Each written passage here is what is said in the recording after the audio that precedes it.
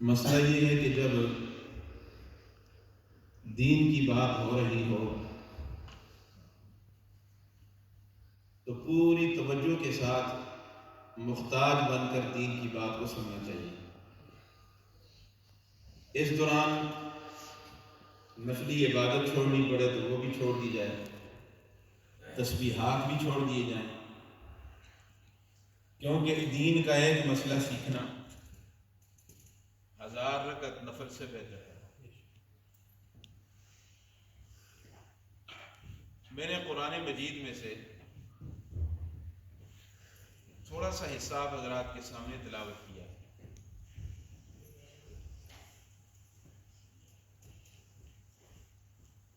اگر آپ کی توجہ رہے گی تو انشاءاللہ آپ سمجھ جائیں گے کہ اس آیت میں کیا مقاصد اللہ نے بیان فرمایا، اور وہ میں آپ کے لیے تھوڑا ذرا آسان کر دیتا ہوں۔ 3 باتیں اس آیت میں بیان کی گئی ہیں۔ انسان 3 چیزوں سے پہچانا جاتا ہے: رفتار، گفتار اور کردار۔ کتنی باتیں؟ 3۔ رفتار، گفتار، کردار۔ رفتار کا معنی ہے چلنا، زمین پہ چلنا، اور گفتار کا معنی ہے بولنا، اور کردار کہ جو ہماری عملی زندگی میں جو چیزیں سامنے آتی ہیں کہ ہمارا کردار کیا ہے، اس کے اندر ہمارے معاملات کیسے ہیں، ہماری عبادت کا انداز کیسا ہے، ہمارے دن رات کیسے گزرتے ہیں، یہ انسان کا کردار ہوتا ہے۔ پہلی چیز بیان کی گئی رفتار، کہ میرے اور آپ کے چلنے کا جو انداز ہے وہ عاجزانہ ہو، متکبرانہ نہ ہو، اس کے اندر عاجزی ہے۔ ہم زمین پہ پاؤں مار مار کے نہ چلیں، عاجزی سے چلیں، تواضع سے چلیں، کیونکہ اللہ رب العزت کو عاجزی پسند ہے، تواضع پسند ہے، انکساری پسند ہے، تکبر اللہ کو پسند نہیں۔ اسی تکبر کی وجہ سے تو شیطان راندہ درگاہ ہوا، اسے جنت سے نکالا گیا۔ شیخ سعدی رحمۃ اللہ علیہ فرماتے ہیں، تکبر عزازیل را خوار کر، بزندان لعنت گرفتار کر۔ تکبر نے شیطان کو ذلیل کیا، لعنت کے قید خانے میں گرفتار کیا۔ قرآن مجید میں آتا ہے نا، ابا واستکبر، سجدے سے انکار کر دیا۔ اگر خالی سجدے سے انکار کر جاتا تو شاید راندہ درگاہ نہ ہوتا۔ اس کے راندہ درگاہ ہونے کی وجہ دوسری ہے واستکبر، جو اس نے تکبر کیا کہ انا خیر منہ خلقتنی من نار وخلقتہ من طین، کہ اے اللہ میں اس سے بہتر ہوں، اس کو تو نے مٹی سے بنایا، مجھے تو نے آگ سے بنایا، آگ اٹھ کے مٹی کے سامنے جھک جائے، یہ کیسے ہو سکتا ہے؟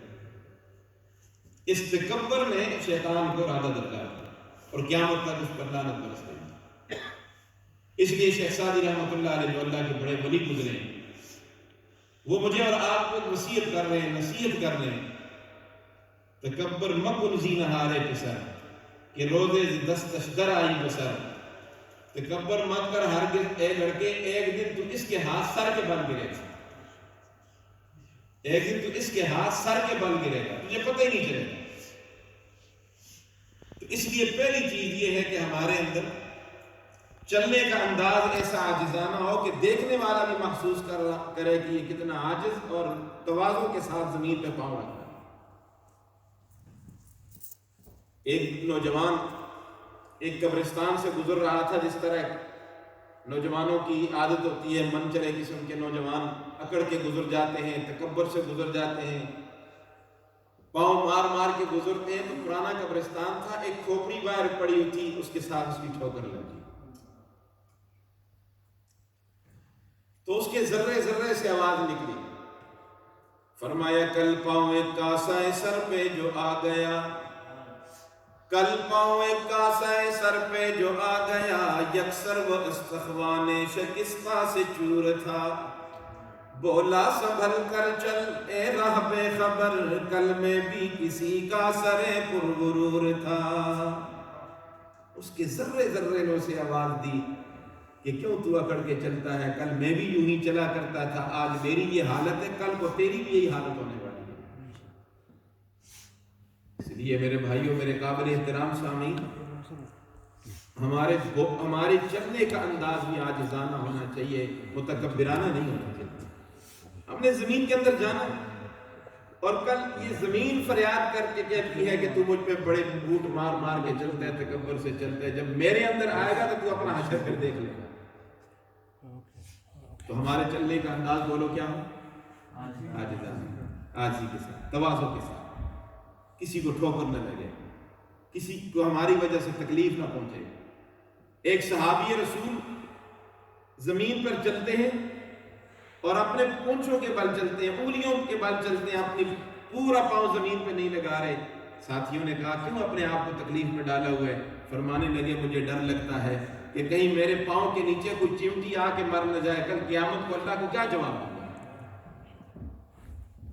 یہ پہلی چیز مختصر کر رہا ہوں. دوسری بات، ہمارے بول کا انداز بھی ٹھیک ہو، گفتگو کا انداز بھی عاجزانہ ہو، جاہلانہ نہ ہو کہ کوئی جاہل سے واسطہ پڑ جائے اور ہم اس سے الجھ جائیں اور جھگڑنے لگ جائیں.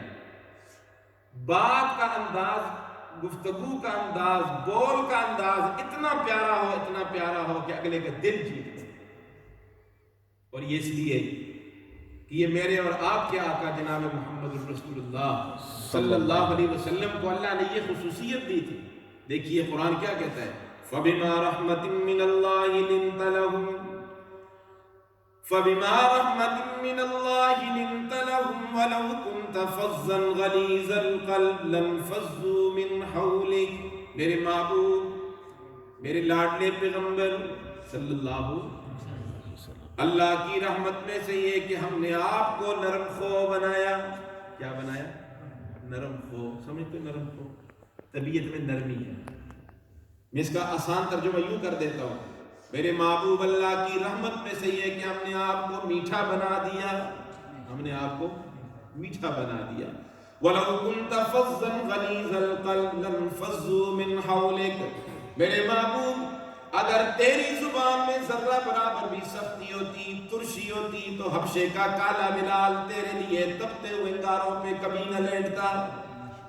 یہ صحابہ آپ کے وفادار اور جانثار کبھی نہ بنتے. وجہ کیا ہے کہ تیری زبان میں مٹھاس ہے، تیری زبان میں. اور جب زبان میں مٹھاس ہوتی ہے تو بیگانے بھی اپنے بن جاتے ہیں. زبان میں کڑواہٹ ہو تو بیٹا بھی بھاگ جاتا ہے، بیوی بھی ہر وقت تنگ ہوتی ہے کہ اس کی زبان میں تو سختی سختی ہے. اولاد بھی تنگ ہوتی ہے، پڑوس والے بھی تنگ ہوتے ہیں. بھئی اس کی زبان میں سوائے غلط بول کے اور کوئی بول نکلتا ہی نہیں. یہ ہمارے پیغمبر کی یہ شان تھی کہ جن کا بول میٹھا تھا، جن کا انداز میٹھا تھا، جن کی گفتگو میں اللہ نے اتنی لذت رکھی تھی، اتنا پیار رکھا تھا کہ سننے والا سن کے گرویدہ ہو جاتا تھا، دیکھنے والا دیکھ کے گرویدہ ہو جاتا تھا. حضرت عبداللہ بن سلام رضی اللہ تعالیٰ عنہ ابھی اسلام قبول نہیں کیا، یہودیوں کے بڑے عالم تھے. فرماتے ہیں کہ جب سرکار دو عالم رحمت للعالمین صلی اللہ علیہ وسلم مدینہ طیبہ میں تشریف لائے، میری نگاہ سب سے پہلے آپ کے چہرے انور پر پڑی. کیا چہرہ تھا رسول اللہ کا صلی اللہ علیہ وسلم؟ چہرہ ایسا کہ اللہ کو بھی بنا کے ناز آیا، وضحا والا چہرہ، جس چہرے کی رب قسمیں اٹھا رہا. عبداللہ بن سلام فرماتے ہیں میری نگاہ جب پڑی تو میرے دل نے یہ گواہی دی کہ یہ چہرہ کسی جھوٹے کا چہرہ نہیں. چہرے بتاتے ہیں. اور فرماتے ہیں کہ جب میں نے رسول اللہ کی زبان سے جو کلمات سنے، وہ کلمات بھی بڑے عجیب کلمات تھے، بڑے مکفہ اور مسجع قسم کی کلمات. وہ کلمات بھی سن لو چلو ضمناً. آپ نے کیا جملے ارشاد فرمائے؟ فرمایا افشوا السلام. یاد کر لو، بڑی پیارے جملے حدیث کے، یہ بڑے ملے جلے جملے ہیں نا. افشوا السلام، اطعموا الطعام، وصلوا الارحام، صلوا باللیل والناس نیام، تدخلوا الجنۃ بالسلام. کتنا پیارا سبق دیا اللہ کے محبوب نے.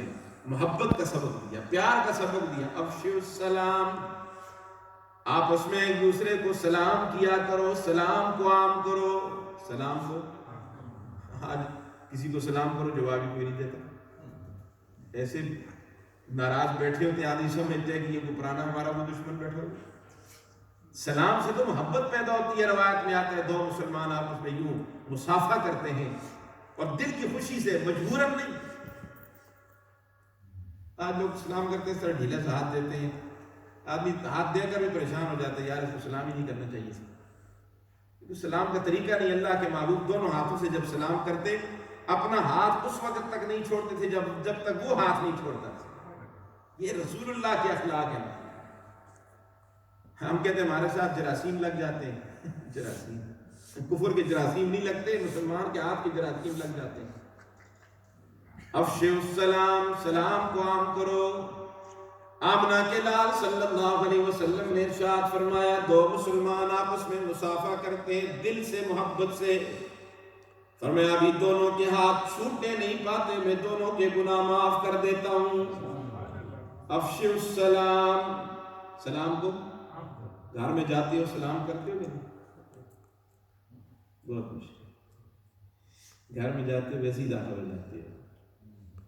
قرآن کیا کہتا ہے؟ یا ایھا الذین آمنوا لا تدخلوا بیوتا غیر بیوتکم حتی تستأنسوا وتسلموا علی اہلہا. یہ قرآن کس کے لیے؟ ایمان والوں کے لیے ہے کہ نہیں؟ ایمان والوں کو اللہ مخاطب کر رہے ہیں. گھر میں داخل ہوتے ہو اجازت لیا کرو، دروازے پہ دستک دیا کرو، سلام کر کے داخل ہوا کرو. ایک صحابی فرماتے یا رسول اللہ صلی اللہ علیہ وسلم گھر میں میری اکیلی بیوی ہے، کیا اس کو بھی سلام کیا کروں؟ آپ نے فرمایا کیا تیری بیوی سلامتی کی محتاج نہیں؟ فرمایا اس کو بھی سلام کیا کرو، اس کو بھی پیار کی نگاہوں سے دیکھا کرو. اللہ خوش ہو جاتے ہیں کہ میرا بندہ، میری بندی. فرشتوں کو گواہ بنا کے اللہ فرماتے ہیں دیکھو جائز اور حلال طریقے سے ایک دوسرے کے ساتھ محبت کا اظہار کرتے ہیں. فرمایا سلام کو عام کرو. اطعموا الطعام، غریبوں، مسکینوں، محتاجوں کو کھانا کھلایا کرو. یہ کھانا کھلانا بھی، یہ بھی بہت بڑی چیز ہے نا. اس سے بھی بہت کچھ ملتا ہے. ایک بزرگ سے کسی نے پوچھا کہ حضرت آپ کو یہ ولایت کیسے مل گئی؟ فرمانے لگے میں نے 3 پیسوں میں خرید لی ہے. فرمایا وہ کیسے؟ میرے پاس ایک اللہ والا آیا، میرے دل نے چاہا کہ اس کو کھانا کھلانا، تو میں نے اس کو پیٹ بھر کے کھانا کھلایا اور مزیدار کھانا کھلایا. تو وہ بڑا خوش ہوا. میں نے اس کو دعا کا نہیں کہا، اس کا دل جب خوش ہوا تو اس کے دل سے میرے لیے دعائیں نکلی، اور اتنی دعائیں دی کہ اللہ نے میرے سارے گناہ معاف کر کے مجھے ولی کامل بنا دیا. اب آپ بتائیے. اس لیے ہمارے بزرگ فرماتے ہیں دعائیں کرائی نہیں جاتی، دعائیں لی جاتی. آج ہم رسمن کہہ دیتے ہیں جی میرے لیے دعا کیا کریں. اب کون ہے فارغ یار دعا کرے؟ دعائیں لیتے ہیں، دل اگلے کا خوش کرو، دعا ویسے ہی نکل جاتی ہے. اس لیے دعائیں لی جاتی ہیں، دعائیں کرائی نہیں جاتی. اس نے دعائیں لی، جب لی تو اللہ کا ولی کامل بن گیا. میرے بھائی بندے کا دل خوش ہو، ولایت ملتی ہے، گناہ معاف ہوتے ہیں. جب اللہ اور اس کے رسول ہمارے کسی عمل سے خوش ہو جائیں گے، ولایت ملے گی کہ نہیں ملے گی؟ غریبوں مسکینوں کو کھانا کھلاؤ. آج تو دروازے پہ کوئی مہمان آتا ہے تو اندر سے بچا کر کہتے ہیں ابو کہہ رہے ہیں میں گھر پہ نہیں ہوں. ابو کہہ رہے ہیں، اب اندر فون سن رہا ہوتا ہے اور کہتے ہیں میں گھر پہ ادھر نہیں ہوں، میری اپائنٹمنٹ ہے. اطعموا الطعام، غریبوں مسکینوں کو کھانا کھلاؤ. وصلوا الارحام، آپس میں صلح رحمی کرو، قطع رحمی نہ کرو. آج لوگ صلح رحمی نہیں کرتے، جھگڑتے بہت ہیں. ایک ایک بات کو لے کر قبر تک چلے جاتے ہیں، لیکن معافی کا جذبہ ہمارے اندر نہیں ہے. ہم تو اس پیغمبر کے نام لے رہے ہیں جس نے جان کے دشمنوں کو بھی معاف کر دیا. وہ نبیوں میں رحمت لقب پانے والا، وہ نبیوں میں رحمت لقب پانے والا، مراد غریبوں کی برلانے والا، مصیبت میں غیروں کے کام آنے والا، وہ اپنے پرائی کا غم کھانے والا، خطا کار سے در گزر کرنے والا، بداندیش کے دل میں گھر کرنے والا، مفاسد کو زیر و زبر کرنے والا، قبائل کو شیر و شکر کرنے والا۔ اس نے توڑ نہیں پیدا کیا، اس نے قوموں کے اندر جوڑ پیدا کیا۔ نفرتوں کے نعرے نہیں لگائے، جاگ پنجابی جاگ تیرے پگل لگ گیا داغ، جاگ سندھی جاگ، جاگ بلوچی جاگ، نہیں، جاگ مسلم جاگ، جاگ مسلم جاگ۔ ان نعروں نے آج ہمیں برباد کر کے چھوڑ دیا ہے۔ فرمایا افشوا السلام، سلام کو عام کرو، اطعموا الطعام، غریبوں مسکینوں کو کھانا کھلاؤ، وصلوا الارحام، آپس میں صلح رحمی کرو، توڑ پیدا نہ کرو، صلوا باللیل والناس نیام، فرمایا رات کے اندھیرے میں اٹھ کے اللہ کی عبادت کرو جب لوگ سوئے ہوتے ہیں۔ یہی تو وقت ہوتا ہے اللہ سے مانگنے کا، یہی تو وقت ہوتا ہے اللہ سے مانگنے کا۔ رات کو ہم پیکج کر کے کہیں اور لگے ہوتے ہیں۔ آج کا نوجوان عشق بازیوں میں لگا ہوا ہے، صبح کہیں عشق، رات کو کہیں عشق، دل فریبوں نے جس سے کہیں نئی بات کہی، کسی سے دن کہا کسی سے رات کہی۔ ماں باپ بھی آج اپنی اولاد کے کرتوتوں کی وجہ سے پریشان ہیں، ایک جگہ پہ شادی کرتے ہیں وہ ختم، دوسری جگہ پہ ہو جاتی۔ یہ کس گندے عشق کے اندر آج کا نوجوان مبتلا ہے۔ آؤ عشق حقیقی سیکھو، اور وہ عشق حقیقی اللہ کا عشق ہے۔ حکیم الامت مولانا اشرف علی تھانوی رحمۃ اللہ علیہ کے ایک شاعر تھے مجذوب۔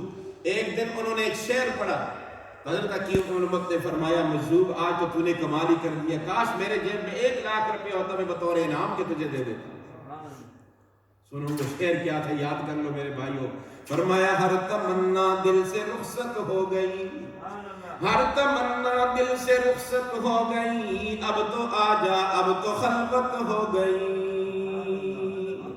بندہ اپنے رب کو دعوت دے کر کہہ رہا ہے اللہ جی میں نے اپنے دل سے ساری تمنائیں اور خواہشات نکال کر اس دل کو تیری محبت کے لیے خالی کر دیا۔ اللہ کا ایک ہی مطالبہ ہے میرے بندو، سارا وجود تمہارا ہے، دل مجھے دے دو۔ یہ دل کس کو دے دیں؟ غیروں کو نہ دیا کرو، یہ دل اللہ نے اپنے لیے بنایا ہے۔ اس دل میں محبت ہو تو کس کی؟ اور جب اللہ کی محبت آئے گی تب غیروں کی محبت نکلے گی۔ زلیخا کا اور جناب یوسف کا جب نکاح ہوا، پہلے تو زلیخا فریفتہ تھی نا، لیکن جب کرتے کرتے وہاں تک نوبت پہنچ گئی کہ زلیخا کا نکاح ہو گیا، تو نکاح کے بعد زلیخا کی محبت میں کمی آ گئی۔ حضرت یوسف نے پوچھا زلیخا کیا ہے، نکاح سے یہ کیا ہوا؟ تو نکاح سے پہلے تو دروازوں کو تالے لگا رہی تھی، تو میرے لیے ہاتھ کی انگلیاں بھی کاٹ رہی تھی، اب تیری محبت میں کمی کیسی آ گئی؟ کہنے لگی تیرے نکاح کے بعد میرے دل میں اللہ کی محبت آ گئی ہے، اور جس دل میں اللہ کی محبت آ جائے غیروں کی محبت میں کمی آ جاتی ہے۔ آج ہمارا دل اللہ کی محبت سے خالی ہے، یقین جانیے، ناراض ہو نا میری بات سے، ہمارے دل میں پتہ نہیں کیا نقص اور پیدا ہو گیا ہے ہمارے دل میں، ہم نے اللہ کی محبت کو چھوڑ دیا ہے۔ فرمایا رات کے اندھیرے میں اٹھو، اللہ کو یاد کرو۔ یہ 4 باتیں ارشاد فرمائی، پھر دہراتا ہوں، اللہ کے محبوب نے جنت کی ضمانت دی ہے ان 4 باتوں پر۔ کون کون سی باتیں؟ سلام کو عام کرو، کرو گے انشاءاللہ؟ غریبوں مسکینوں کو کھانا کھلاؤ، کھلاؤ گے انشاءاللہ؟ وصل الارحام، آپس میں کیا کرو؟ صلح رحمی کرو، کرو گے نا انشاءاللہ؟ رات کے اندھیرے میں اٹھ کے اللہ کی عبادت کرو، اللہ توفیق دے تو 2-4 رکعت پڑھ لیا کرو۔ فرمایا کہ یہ 4 کام تم کرو، تدخل الجنت بالسلام، میں محمد تمہیں جنت میں سلامتی کے ساتھ داخل ہونے کی ضمانت دیتا ہوں۔ یہ ضمانت کوئی اور کوئی نہیں دے رہا، یہ وہ ضمانت دے رہا ہے کہ جس کی زبان سے کبھی جھوٹ نہیں نکلا، اور جس کی زبان کا کافروں نے بھی اقرار کیا کہ تیری زبان سے ہم نے کبھی جھوٹ نہیں سنا۔ تو میرے بھائیوں میں عرض یہ کر رہا تھا کہ دوسری چیز کیا ہے؟ گفتار، بولنے کا انداز ہمارا کیا ہو، ٹھیک ہو، بڑے پیار سے بولیں، محبت والا جملہ اختیار کریں، اچھے انداز میں لوگوں کو دعوت دیں، اچھے انداز میں گھر میں گفتگو کریں، اپنی بیوی سے بھی اچھی بات کریں، اپنے والدین سے بھی اکڑ کے بات نہ کریں۔ میرے سامنے ایک بیٹا باپ کو کہہ رہا ہے شاہ صاحب یہ میرا باپ بڑا بے وقوف قسم کا ہے، اللہ کی قسم اٹھا کے کہہ رہا ہوں عصر کا وقت ہے، میرے ان کانوں نے سنا ہے، آنکھوں نے دیکھا، بیٹا باپ کو کہہ رہا ہے بکواس نہ کر، بیٹی ماں کو کہہ رہی ہے بھونکنا۔ یہ کیا ہو رہا ہے ہمارے پاس؟ کس طرح کی زندگی آج لوگ گزار رہے ہیں؟ اور قرآن کیا کہتا ہے؟ وَحْفِظْ لَهُمَا جَنَاحَ الذُّلِّ مِنَ الرَّحْمَةِ، اپنے ماں باپ کے سامنے عاجزی سے یوں پر بچھا لو۔ کسی کی چاپلوسی جائز نہیں، ماں باپ کی چاپلوسی بھی جائز نہیں۔ فرمایا ان کے سامنے بات کرنی ہے تو نرمی سے بات کرو، کوئی مشکل کام کا اگر حکم دے دے کہہ دو ابا جی آپ نے حکم دیا انشاءاللہ میں ضرور کروں گا، اکڑ کے بات نہیں کروں، پیار سے بات کرو، یقین جانیے ماں باپ کا دل دکھے گا، اللہ رب العزت ناراض ہو جائیں گے. کیوں؟ رضا الرب فی رضا الوالد وسخط الرب فی سخط الوالد. اللہ نے اپنی رضا کو باپ کی رضا سے جوڑا ہے. جس کا باپ راضی سمجھ جاؤ اللہ راضی ہو گیا ہے، اور جس کا باپ ناراض ہے سمجھ جاؤ اللہ ناراض ہو گیا ہے. اوسط ابواب الجنہ. آمنہ کے لال صلی اللہ علیہ وسلم نے فرمایا دنیا والوں سنو، جنت کا درمیانی دروازہ باپ ہے. چاہو خدمت کر کے راضی کر کے اپنے لیے دروازہ کھول دو، چاہو اسے ناراض کر کے دروازہ بند کر دو. فرمایا ماں کے قدموں کے نیچے میں نے جنت رکھ دی ہے. آج ماں باپ بیچارے اکیلے ہوتے ہیں، اولاد کا پتہ ہی نہیں ہوتا، نہ زندگی میں پتہ ہے نہ مرنے کے بعد کبھی قبر پہ جا کے ان کے لیے دعا کی ہے. اور حدیث میں آتا ہے من زار قبر والدین غفر له ما تقدم من ذنبی. فرمایا جو اپنے ماں باپ کی قبروں کی زیارت کرے گا اللہ اس کے پچھلے گناہ معاف کر دے گا. ماں باپ کو نہ ستایا کرو، ماں باپ کو نہ ستایا کرو. جن کے ماں باپ زندہ ہیں ان کو نعمت سمجھو، اللہ کی قسم ایسی نعمت ہے کہ تمہارے سارے فتنے ان کی وجہ سے رکے ہوئے. تو فرمایا کہ بول کا انداز بھی کیا ہو، اچھا نرم ہو، عاجزانہ ہو، میٹھا ہو. تیسری چیز ہمارا کردار بھی ٹھیک ہونا چاہیے. معاملات ہو تب بھی ہمارا کردار ٹھیک ہو، عبادت میں بھی ہمارا کردار کیا ہونا چاہیے. یہ نہیں ہے کہ حج سے پہلے تو ہماری طبیعت میں تو بڑی نرمی تھی، حج کر کے آئے تو طبیعت میں سختی بھی آ گئی، خو بھی تبدیل ہو گئی، پھر لوگ کہتے ہیں جی حاجی حج کر کے آئے. اب ہماری وجہ سے حج بدنام ہوا کہ قصور حج کا یا حاجی کا. ہم نماز پڑھتے ہیں تو ہماری نماز سے لوگ متنفر نہ ہو، لوگ متاثر ہو. حجت الاسلام بانی دارالعلوم دیوبند مولانا قاسم نانوتوی رحمۃ اللہ علیہ بیری جہاز کا سفر کر کے فارغ ہوئے. بیری جہاز کا کپتان آ کر کہنے لگا مجھے کلمہ پڑھا دیجیے. فرمایا کیوں؟ تو نے اسلامی لٹریچر کا مطالعہ کیا؟ تجھے کسی نے دعوت دی ہے؟ فرمایا نہیں، میں نے آپ کو جہاز میں نماز پڑھتے ہوئے دیکھا. میں نے کہا جس مذہب کی عبادت کا یہ عالم ہے باقی معاملات کا کیا عالم ہے. آج ہماری نماز بھی ایسی ہے کہ جس سے لوگ متاثر نہیں ہوتے، لوگ متنفر ہو جاتے ہیں. ہمارا حج ایسا ہے کہ حج کر کے ہم آتے ہیں تو ہماری طبیعت پہلے سے بدل جاتی ہے تو لوگ متنفر ہو جاتے ہیں. یہ حج ہماری طبیعت میں تو پھر نرمی آنی چاہیے، کیونکہ حج کرنے والا تو واپس لوٹتا ہے اس طرح لوٹتا ہے کہ آج اس کی ماں نے اس کو جانا ہے. تو فرمایا کہ ہمارا کردار عبادت میں بھی ٹھیک ہو اور ہماری راتیں بھی اچھی گزرے، ہمارے دن بھی اچھے گزرے. یہ ہے نا کردار. یہ نہیں کہ رات طلبوں میں گزرے، وہ رات ہے کہ جو اللہ کی عبادت میں گزرے. اللہ اکبر. وہ رات نہیں، دن وہی دن ہے، شب وہی شب ہے جو تیری یاد میں گزرے. صبح ہوتی ہے، شام ہوتی ہے، عمر یوں ہی تمام ہوتی ہے. وقت طلوع دیکھا، وقت غروب دیکھا، اب کچھ فکر آخرت کر دنیا کو خوب دیکھا. بڑی دنیا دیکھ لی، اب تو داڑھی میں سفید بال آ گئے. تل کا ضرور القدنا حسادھا، یہ کھیتی پک چکی ہے، اس کے کٹنے کا وقت قریب آ چکا. فاروق اعظم رضی اللہ تعالیٰ عنہ نے ایک آدمی کی ڈیوٹی لگائی ہوئی تھی. وہ صبح شام آ کر کہتا تھا ایھا الامیر الموت حق، اے امیر المومنین موت حق ہے. موت یاد دلاتا تھا. ڈیوٹی لگا، اس کو تنخواہ دیتے تھے. اور جب آپ کی داڑھی میں سفید بال آ گئے پھر اس کو بلا کے کہا کہ اب مجھے اعلان کرنے کی کوئی ضرورت نہیں، میرے یہ بال ہی مجھے موت یاد دلا رہے ہیں. میرے بھائیو، جب موت آنی ہے اور ایک دن دنیا سے جانا ہے تو پھر اس طرح کا انداز ہمارا ٹھیک نہیں ہے. ہمارا کردار بھی کیا ہونا چاہیے، ہماری رات بھی اللہ کی عبادت میں گزرے، جو اور تاش میں نہ گزرے، شراب نوشی میں نہ گزرے، لہو لعب میں نہ گزرے، کھیل کود میں نہ گزرے.